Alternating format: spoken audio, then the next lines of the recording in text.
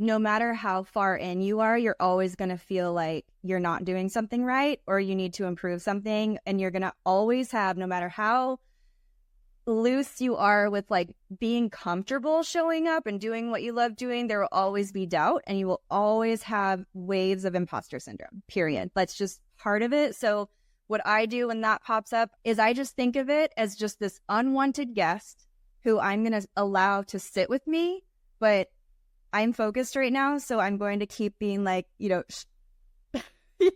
going to sit here and you're going to exist. And that's all I'm going to let you do. And so that's kind of how I think about those feelings because it's a part of it, period. Like it will be stronger sometimes and it will not exist sometimes. You'll feel great, but it will be there. Wouldn't it be nice if your art business loved you back? Hi, I'm Stacie Bloomfield. After years of trial and error and late night doodling, I went from being a coffee shop manager to running a vibrant 7-figure art business that I love. And now I'm on a mission to help more artists create an art business that they love too. So I invite you to find a cozy spot, pull out your favorite sketchbook, and listen in. It's never too late to chase your creative dreams. Welcome to the Art Plus Audience podcast. Well, hello. Welcome to the Art Plus Audience podcast. I am here with a special guest, Peggy Dean. Hi, Peggy. Hello. I'm so happy to be with you today. I am thrilled to have you here, Peggy. If you're in this creative industry, you kind of circle each other sometimes. Like you hear about each other, you hear good things about each other, and then sometimes you just never have a chance to connect. And then Peggy and I finally connected about 1.5 years ago, and I was just like, man, Peggy Dean is such a powerhouse and just such an amazing creative entrepreneur in our industry. And so whenever Peggy agreed to come on the podcast and chat, I was just tickled. So Peggy, why don't you tell everyone about yourself? I'm shy. I'm not. No, it is true though. I feel like we do. We have so many people that we hear about and people say, oh, Stacie or whoever. It's like, it's very true. I felt like you have this like, okay, I get you. I feel like your brain is my brain a little bit. I feel like I understand, which is fun. It's just fun to know that you click with people. I do a lot of things. I dabble. I know that you have interest in this too, where you like, I think that it's normal for creative minds to want to do this. But in a nutshell, I kicked off with brush lettering. It was my intro to this space and have gradually added more and more and more. So from painting to different mediums of painting, sketching, drawing, and even others.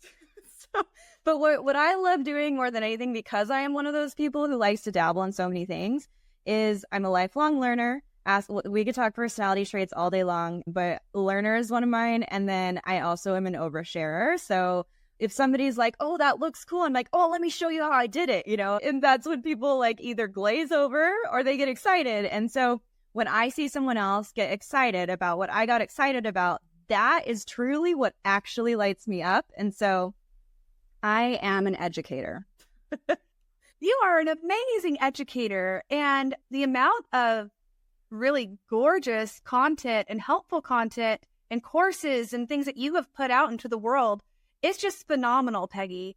And we're going to dive into that for sure while we're talking. But can you tell everyone a little bit about like just who you are, where you live, all the like the little personal touches? Yeah. Okay. Sure. I love the smell of Play-Doh. I'll drink Ripple chocolate milk all day long. It's made of peas. I live in things you didn't want to know that you get to know. How about that? I live in Portland, Oregon. I have a wonderful wife and 3 fur babies, all adopted little angel friends.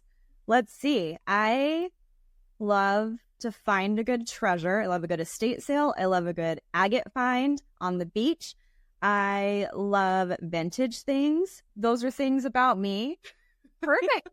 And, I think that who we are, like our interests and our personality traits, especially whenever we are online as artists, whether we're selling our art, we're licensing, or we're creating online courses, like it comes through. It's what also draws people to you sometimes, like your energy and your interests. So like I love going to your website. I actually showed it to my team recently. I was like, look at how fun Peggy Dean's website is. Oh my gosh, you're so sweet.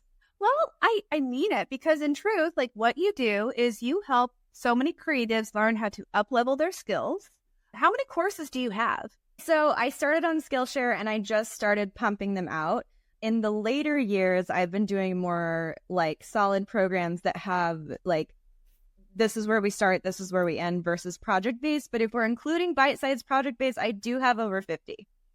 It's a lot. The thing that you do so well is you build relationships with people, and you have been for years online with artists and students, and people move with you through all these programs that you've created.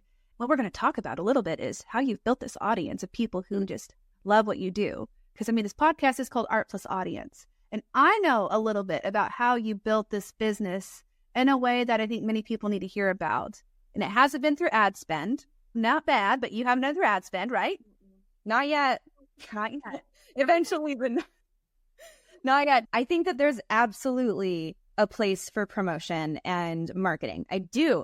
However, I think that when we root ourselves in our foundation, it's always exciting that way. And so for me, when I see somebody else light up over something that either lights me up or once lit me up, because we all go through creative phases, that's reigniting for me too, you know? And so when I can open a door for someone and give them something they never knew that they would have loved, even if that's a stepping stone into a pivot they'll end up doing later, that to me just lights me up. So in a nutshell, I would say it is connection, and it is just being able to connect with people authentically. So Peggy, I want to get into the numbers for a second, because a lot of people who listen to this podcast, they're beginning artists, and they may have already taken some of your courses. They work on their skill and they're trying to get their work seen and build a business.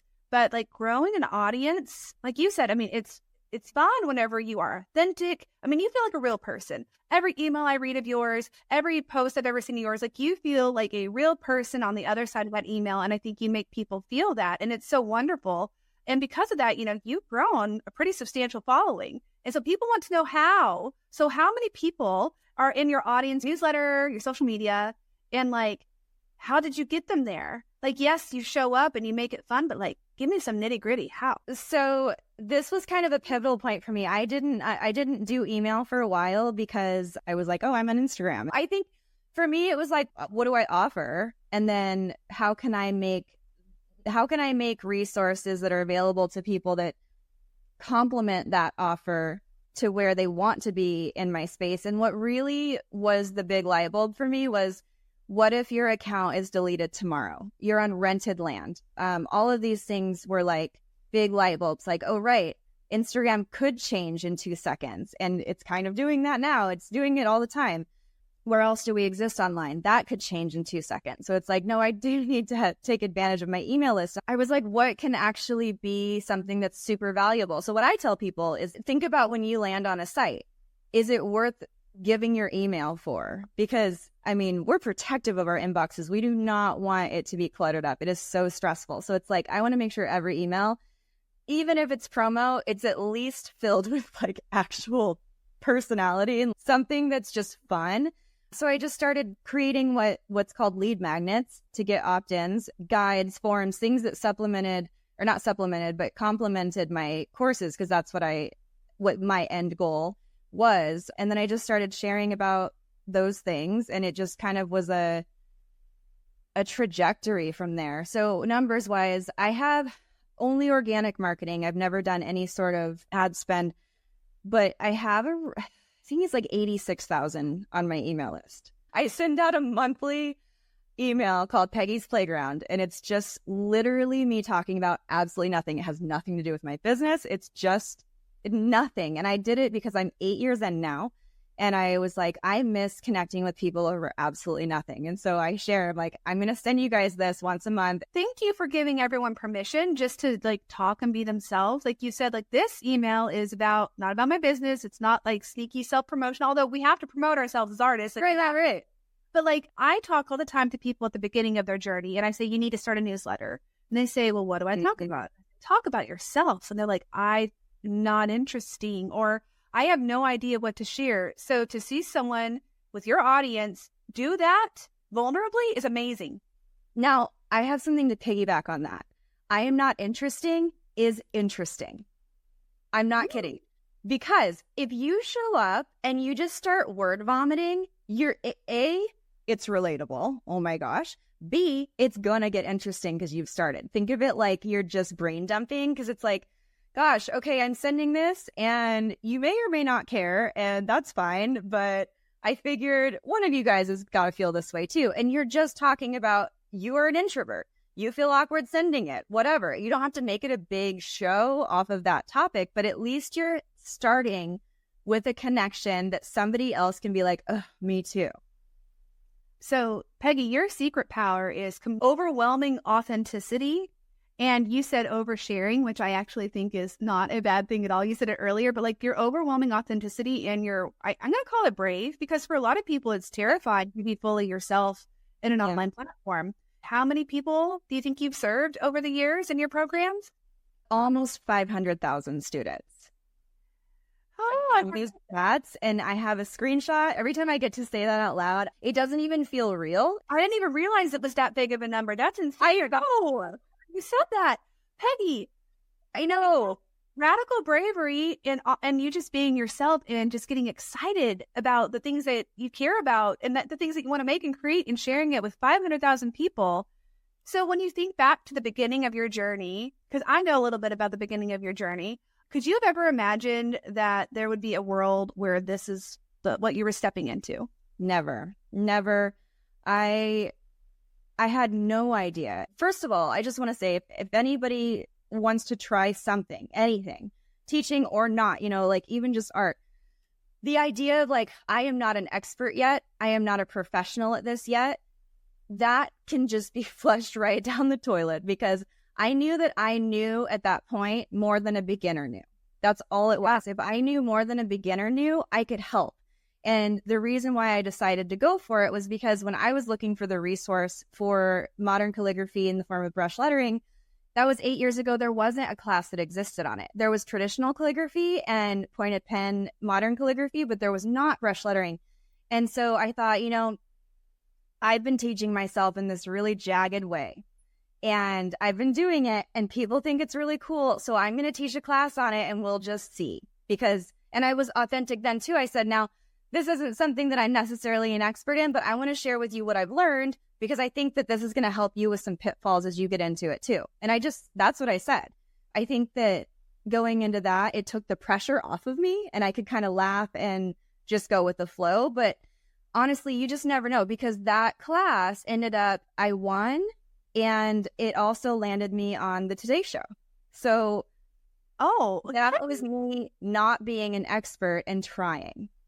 Just dropping all these things casually. Skillshare's Teach Challenge. So it wasn't like it was, they send them to people in their email list. And I had joined a Skillshare around the time that I wanted to learn modern calligraphy and couldn't find anything, but found it. And I was like, well, this is kind of cool that they have all these classes. So I started taking random ones that were just like side projects for fun, and just to kind of reignite creativity after being an adult and not having been creative for a while.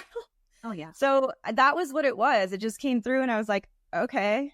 And it's been great. And now some of those classes are licensed other places. Like I have a class on American Airlines right now, ?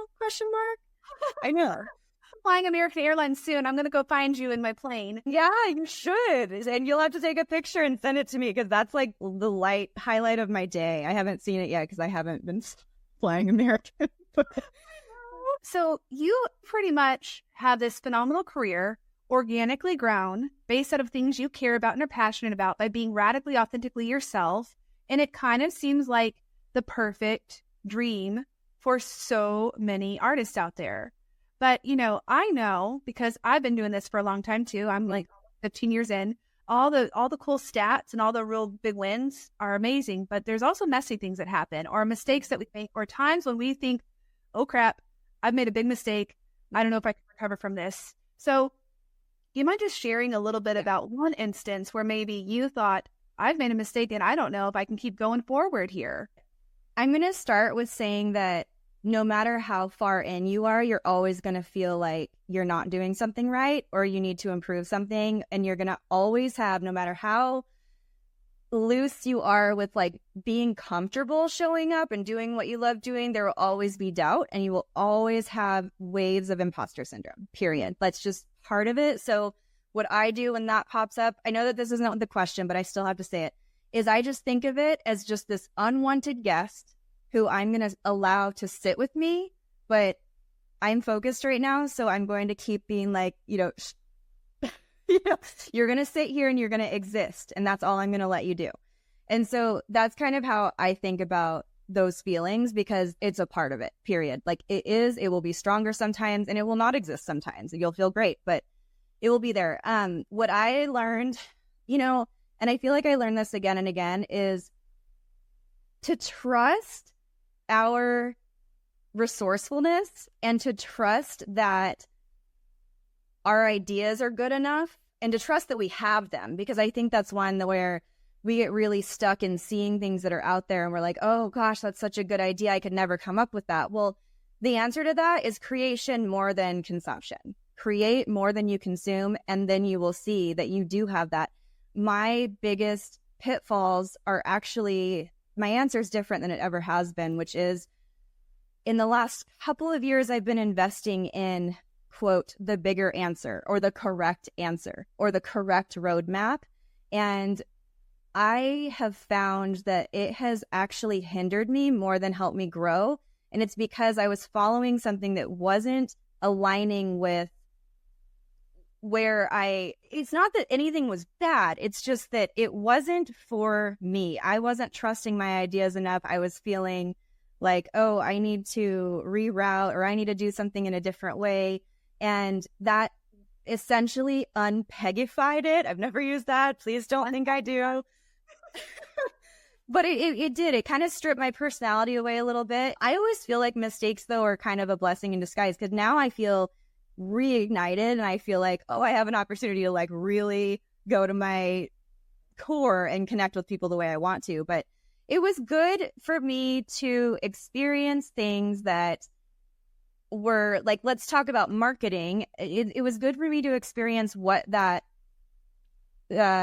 strategically, quote, should look like. And then to reflect and think like, okay, well, I'm glad that I know that. I'm glad I've had a peek into it, but this just solidifies and gives me confidence that I actually just want to do it my way. And I think that's okay.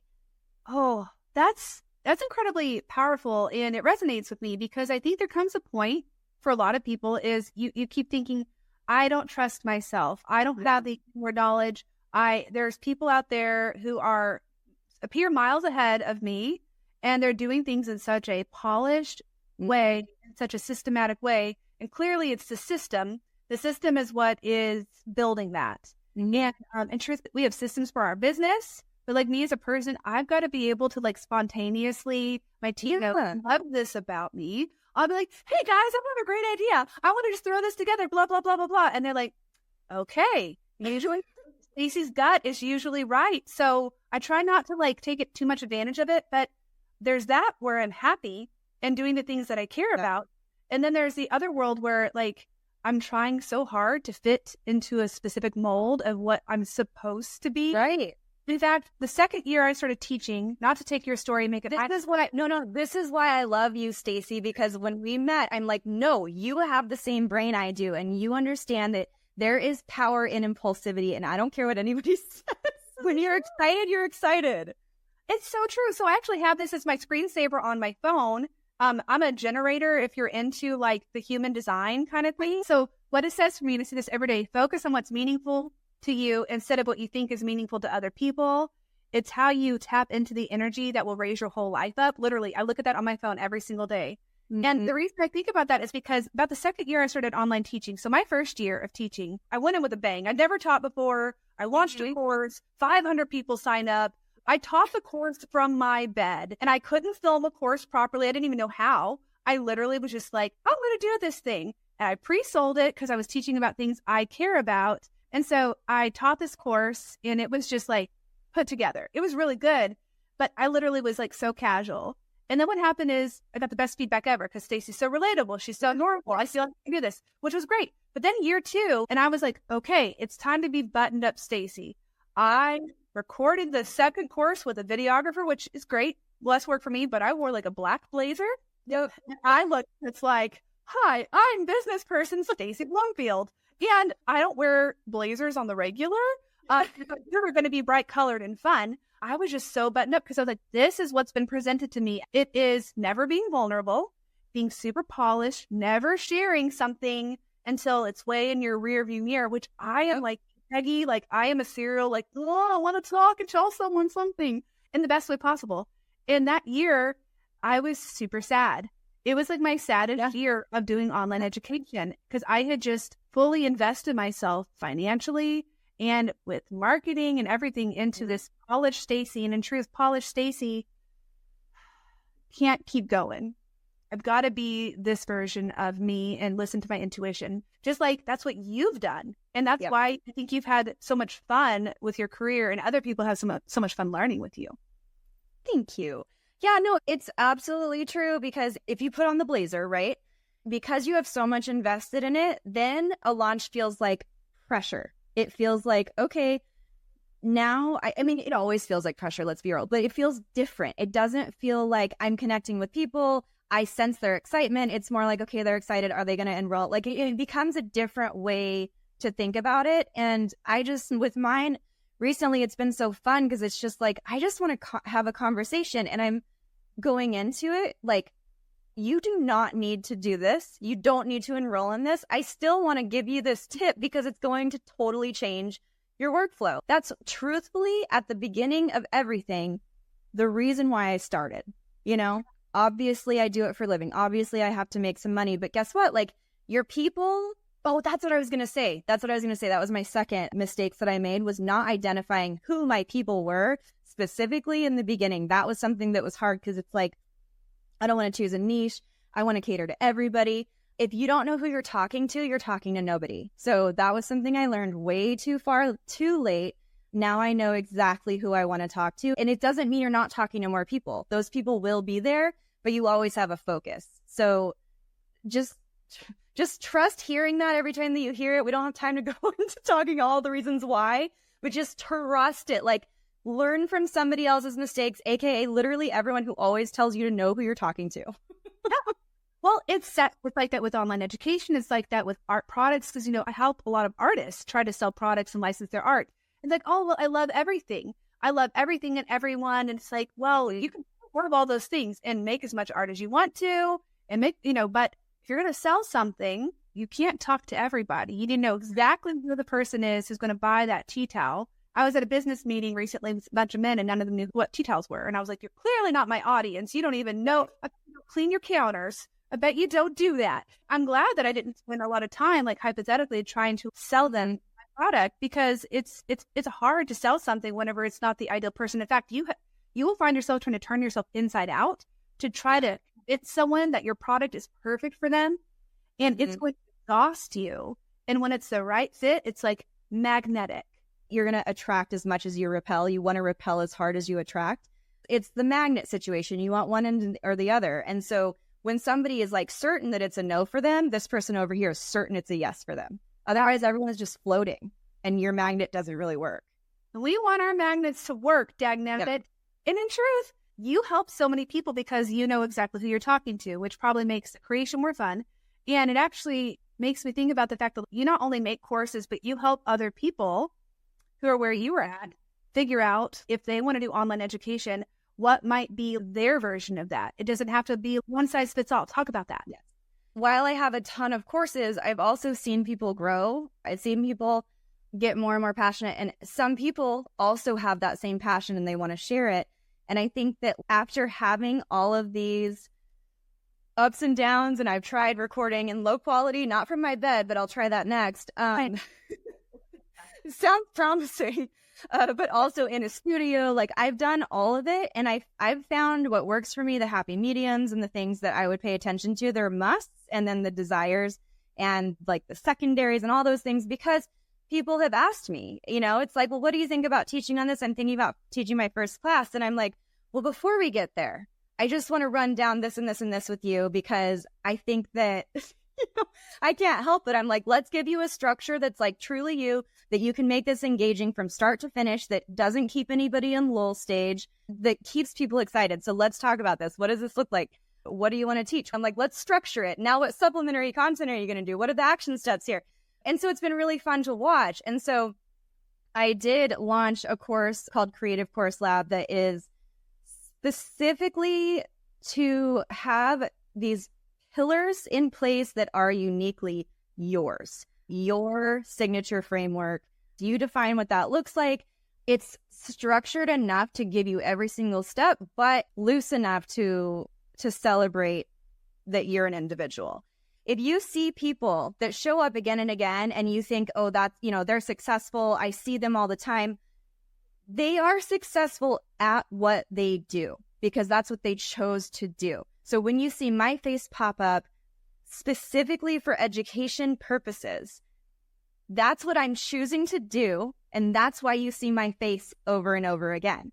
That doesn't mean that that defines your success. It doesn't mean that that is meant for everybody. I see people that are like, well, I know I need to do videos and I know I need to do this to grow. And I'm like, why do you feel like that's what you need to do? And it's like, well, that's how I'm going to be able to blah, blah, blah. And it's like, no.